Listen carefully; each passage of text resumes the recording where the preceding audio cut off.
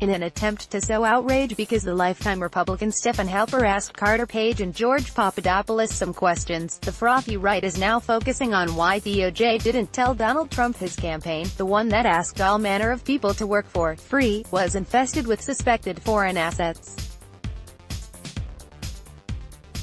They point to this passage in the GOP House Intelligence Report to suggest that if only DOJ had told Trump which of the suspected assets in his campaign they knew about, he would have fired them.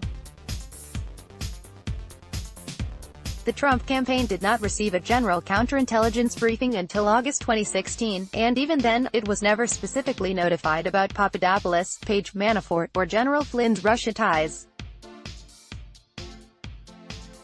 10. Further, the counterintelligence briefing provided to Trump and his top advisors did not identify any individuals by name, but rather focused on the general threat posed by adversaries, including Russia and China. The suggestion that Trump would have fired these men is mostly without merit. After all, after President Obama gave Trump very specific warnings about Mike Flynn, Trump promoted him to oversee all of national security. Moreover, these frothy defenders of individual liberty are effectively demanding that some kind of nanny running mate do the vetting that, as the HPSCI report also admits, Trump never did. While the committee will not go into further detail on the charges against Manafort due to ongoing litigation concerns, Special Counsel Mueller's indictment of Manafort illustrates the necessity for U.S. presidential campaigns to better investigate individuals who serve in senior positions within the campaign. If the accusations against Manafort are true, he should have never served as a senior official with a campaign for the U.S. presidency, much less campaign chairman or manager. I mean, sure, DOJ could have done the vetting of Trump's free staffers that the billionaire candidate refused to do, but it would have involved the kind of review of communications and balance sheets that Trump would call spying, and it'd be much more intrusive spying than asking lifetime GOP operative Halper to ask a few questions. All that said, particularly given how it took place the day after Trump's first intelligence briefing on August 17, I am increasingly interested in the campaign's decision to fire Paul Manafort. Here's how the GOP House Intelligence Report spins it.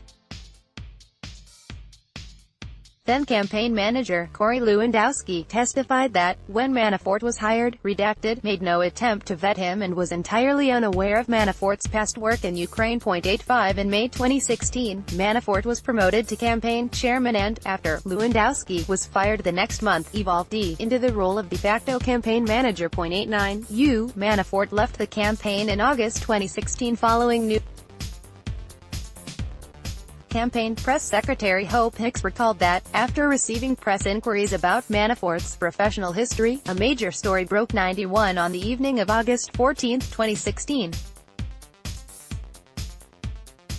According to Hicks, Trump had made a decision to make a change in leadership on the campaign outside of Paul's issues that were being publicly reported, but those issues certainly contributed to expediting and intensifying the way in which his role changed, and then ultimately he was fired at the end of that week. 92 Trump directed his son-in-law Jared Kushner to ensure Manafort departed the campaign on August 19, which he did. 93 As Kushner put it, here was a lot of news that was out there and the decision was that it was time for him to resign. But here's the story as told by Don Jr. in his admittedly demonstrably false testimony to the Senate Judiciary Committee. And returning briefly to Mr. Manafort, what was your understanding of how Mr. Manafort ceased to be affiliated with the campaign? A. I believe there was stuff coming out about Paul that he denied, but he didn't want to drag any other aspects of that life into the campaign and the work that we were doing. So he removed himself from his position as campaign chairman. And did he discuss with you or, to the best of your knowledge, anyone else on the campaign his ties with Ukrainian business or Russian interests, his alleged ties? A.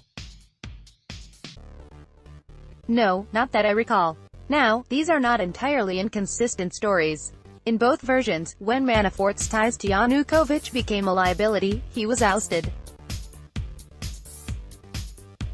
Though if Manafort's ties to Ukraine were the primary problem, then Rick Gates should have been ousted at the same time, and he not only remained on the campaign, but stayed on through the inauguration, helping Tom Barrack sell foreigners, including, but not limited to, wealthy Russians, inauguration access. But, for starters, I find it absurd to suggest that Manafort was ousted because of allegations about his ties to Russia and Ukraine, but that he never spoke about that with the family. You might argue that Don Jr. just remained ignorant of the details, but Trump's spawn, including Don Jr., were instrumental in ousting Lewandowski and elevating Manafort in the first place, so I find it doubtful Manafort would in turn be ousted without their feedback.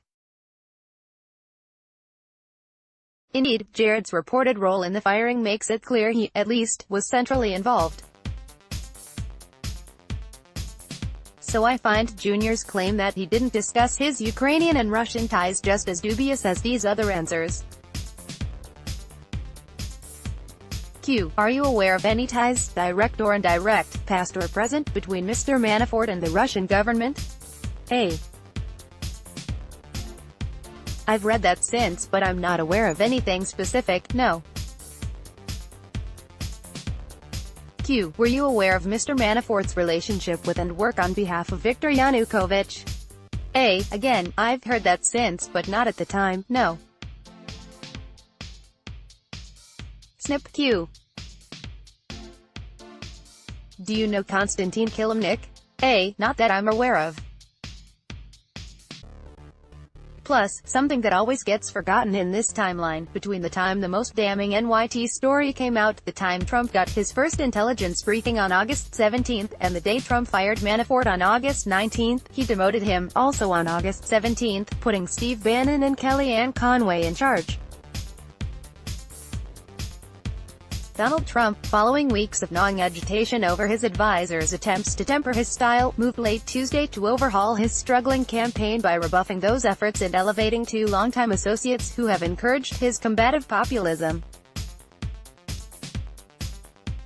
Stephen Bannon, a former banker who runs the influential conservative outlet Breitbart News and is known for his fiercely anti-establishment politics, has been named the Trump campaign's chief executive. Kellyanne Conway, a veteran Republican pollster who has been close to Trump for years, will assume the role of campaign manager. Trump issued a statement hours later. I have known Steve and Kellyanne both for many years. They are extremely capable, highly qualified people who love to win and know how to win, he said. I believe we are adding some of the best talents in politics, with the experience and expertise needed to defeat Hillary Clinton in November and continue to share my message and vision to make America great again. Snip. Trump's stunning decision effectively ended the months-long push by campaign chairman Paul Manafort to moderate Trump's presentation and pitch for the general election. And it sent a signal, perhaps more clearly than ever, that the real estate magnate intends to finish this race on his own terms, with friends who share his instincts at his side. Manafort, a seasoned operative who joined the campaign in March, will remain in his role, but the advisors described his status internally as diminished due to Trump's unhappiness and restlessness in recent weeks over his drop in the polls and reports over lagging organization in several key states. He told some friends that he was unsure if he was being given candid assessments of news stories and the campaign's management. While Trump respects Manafort, the aide said, he has grown to feel boxed in and controlled by people who barely know him. Moving forward, he plans to focus intensely on rousing his voters at rallies and through media appearances.